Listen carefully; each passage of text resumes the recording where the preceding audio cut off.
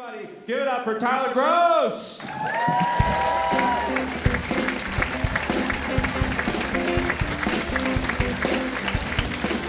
Yo, what's up? Asheville, look at us. How are y'all? Hanging in there? That's good, it's good to be here. I'm based out of New York right now. I'm from Texas, though. Okay, no response, that's fine. No big cheer for Texas, that's okay, man. I've been in New York for about a year. It's different than Texas, as you can imagine. Less racist, I'll say that. It's less racist, which I don't think is surprising. Nothing great has been said after yeehaw, you know what I mean? Like nothing, it's not surprising. I was a little black boy, I grew up in Texas, and there was racism from time to time, I dealt with it. And now I'm in New York, and it's just, I don't know, it's not a lot. I think New Yorkers don't hate black people. Yeah, they hate Texans. And it's like, what am I supposed to do? Where am I supposed to go, huh?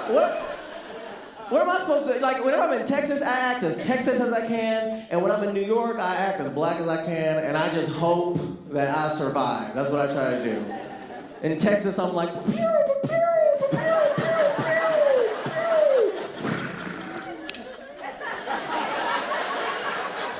and in New York, I'm like, ba-brow, ba-brow, ba-brow, ba-brow, ba-brow, brow, brow. Can I be myself? No, brow, brow. Just gotta survive. That's all I'm trying to do. No, I was talking to a friend of mine the other day, and she's a white girl, and we're very good friends. We were talking, and we were about to be done, we were about to part ways, and before she part ways, she goes, "Okay, Tyler, love you, bye." That's what she did. And I had no fucking clue. I don't know what, if she was like an attack, if she was a claw, I didn't know what she was doing. And this is what it is, maybe some of the white girls in here know. Turns out what she was doing was she was doing half of a heart. That's what she was doing. Aw, like, I love you, Tyler. You're my good friend. And I thought that was sweet, but I didn't know we were done with this heart. I was still on this heart, if I'm being honest. And this heart makes me uncomfortable. It feels like a white girl gang sign. Like, live, laugh, love, nigga. You know, like, it just feels like Bloods and Crips, nah, blondes and lips. That's what we doing out in the streets, baby. That's the white girl code. I dated a lot of white girls, y'all.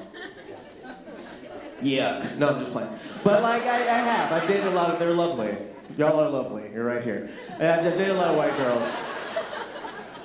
I have. I've tried to stop. I mean, that's a lot of light-skinned black dudes will date white girls, is what we do. And I've tried to stop. I really have, but, you know, birds gotta fly. You know what I mean? Like, I just love Yankee Candle. And y'all got it like a whole bunch. And it smells good. Bathroom, living room, it's all over the place. And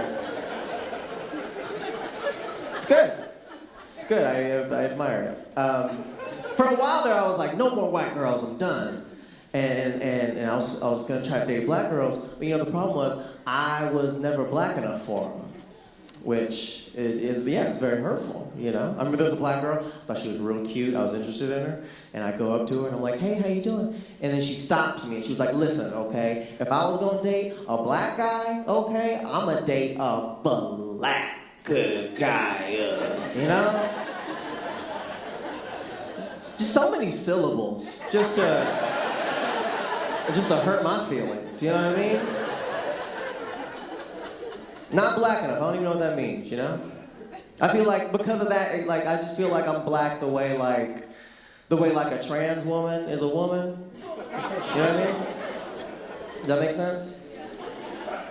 Okay, I feel like y'all are pulling away. Listen, I'm on your side. I agree with you. That's not what I'm... All I mean is that it's 100% true, but you can't convince everybody, you know? And I don't agree. In my book, women can have penises, full stop. And black men can have vision boards. And I'm tired of arguing the point. It's a big world. It takes all of us. That's my message. Unity. No, I got a lot of white friends. I'm a black dude, and I like to talk about black shit with my white friends. You know? I like my roommate, he's white. And I tried to talk to him, I tried to have a candid conversation with him about the N-word. That's what I tried, candid conversation about the N-word. And it started off okay, of course it went sideways. You know, so he was like, what do you think about the N-word? And he was like, you know what, Tyler? I hate it. And I was like, good. You know, like that's a good answer. He was like, I hate it. And he was like, honestly, I hate it. I even hate hearing it. Now, that's when I was confused. I was like, you hate hearing the N-word? Even if I said it, I'm allowed to say it. You shouldn't feel weird if I say it. And he was like, I do. And I was like, why? And he was like, because, Tyler, if I hear the N-word, then I'm going to think the N-word, then I'm going to say the N-word. And I was like, this racist motherfucker. Like, he's been racist the whole time. I didn't even know, man. He doesn't hate the N-word. He is addicted to the N-word. Like, that's a crackhead mentality right there. Like, listen, if it's around, I'm gonna use it. You know, like what? It's not how that should be. But you know what, honestly, like, completely honest, like, if he did say the N-word, I don't really care. You know? I really don't. Whoa! I don't really care, okay? I'm being honest with you. Because, I've evolved on the issue. Like, before it was like, only black people can say it. And no one, but now I'm like, I don't care. Anybody, any race, I don't care. As long as you're poor, okay? As long as any black person, if you have less money than me, shoot, call me the N-word. Like, I'm cool. Be like, Tyler, you're a nigger, you know? And if you work hard, you can be too. You know, not having money is half the nigga experience. So it's like, you know, every single poor person says the N-word first off. I mean, that's just, you know, if black people don't got money, we're like, damn, nigga. If white people don't got money, they're like, damn, niggas. You know, it's like, that's just a tone, man. He's trying to feed his family. He's stressed, you know?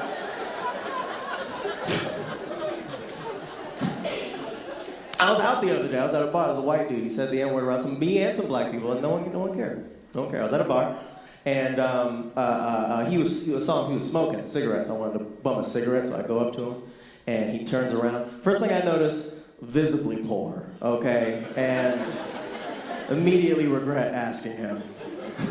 He's like, do you want a cigarette? I'm like, actually, I just quit. Yeah. I'm like, I can't do it. But he was talking to some black dudes, and they were talking, and conversation seemed to be going well. At the end of it, he turns around and he leaves them, and and the other thing is, he was blind. That's the other thing. It was nighttime, he was wearing sunglasses, and he had one of them sticks, you know? Like, not like the black or the red and white, like, I'm a blind person. This was a fucking stick, okay? He just had a stick.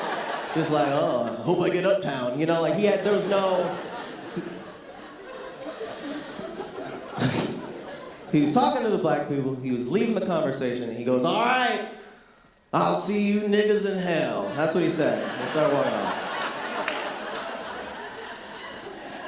Nobody cared. Nobody was fine. It's fine. Nobody cared. I didn't care. The other black people didn't care. We weren't offended that he said, I'll see you niggas in hell. Because we understood that, you know, he can't. You know, he can't. He's blind as hell. Like, he can't see shit. If he could see, I mean, that would be a miracle. You know what I mean? Like, if he was in hell and could see, he'd be like, oh my God, I can see all you niggas in hell. Like, this is incredible. This is my heaven. You know what I mean? Like, if you're a white dude whose heaven is being in hell with a bunch of niggas, you can say it, you know? Like, it's fine. Go ahead. That's just my take. You live your life, you know? I don't know. I'll leave you with this. I recently started hanging out with somebody, you know, a girl, you know, and it's going pretty good. And we're compatible in a lot of ways, but in some ways we're not, you know, like sexually. For example, like she doesn't spit or swallow. She doesn't do either one. It's just gross to her. She's like, I don't want it in my mouth. Like, isn't that disgusting? Don't you think it's gross? And I'm like, yes, I do. That's why I want to do it. I want to do it to your body really bad. It's really gross. That's what I want to do.